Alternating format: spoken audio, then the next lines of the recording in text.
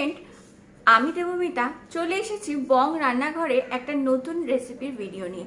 আমার রেসিপি যদি তোমাদের ভালো লাগে তো প্লিজ লাইক করো, সকলের সাথে শেয়ার করো, আর আমার চ্যানেল সাবস্ক্রাইব করে আমার পাশে থেকো।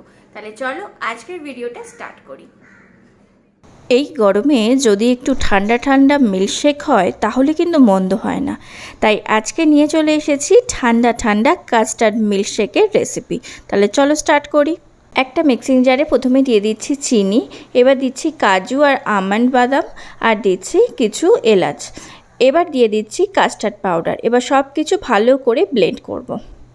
দেখো ব্লেন্ড করে নিয়েছি। আমার কিন্তু মিল্কশেকের পাউডার একদমই রেডি।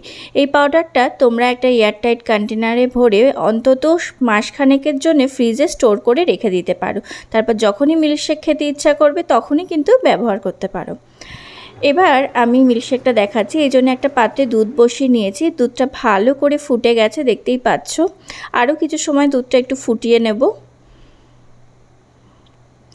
আরও 5 মিনিটের মতো দুধটা ফুটিয়ে নেওয়ার পর আমি যে কাস্টার্ড পাউডার তৈরি করেছিলাম তার থেকে কিছুটা কাস্টার্ড পাউডার আমি দুধে অ্যাড করলাম। কাস্টার্ড পাউডার কিন্তু দুধের পরিমাণ অনুসারেই অ্যাড করতে হবে। আমি প্রায় 5 টেবিল চামচের মতো কাস্টার্ড পাউডার এখানে দিয়েছি।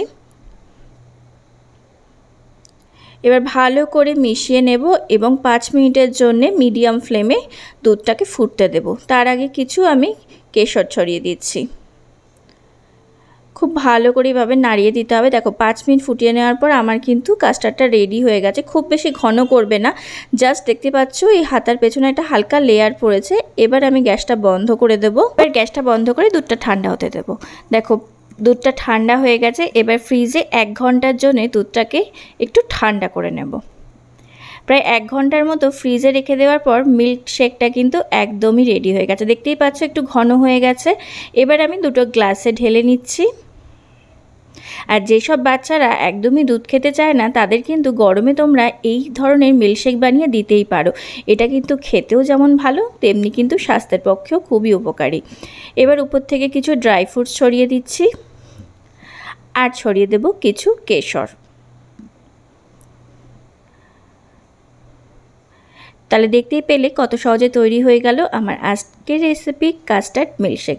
আশা করছি রেসিপিটা ভালো লেগেছে। ভালো লাগলে প্লিজ লাইক করো, সকলের সাথে শেয়ার করো, আর অবশ্যই সাবস্ক্রাইব করো বং রান্নাঘরকে। আজকের মতো এই পর্যন্ত, টাটা।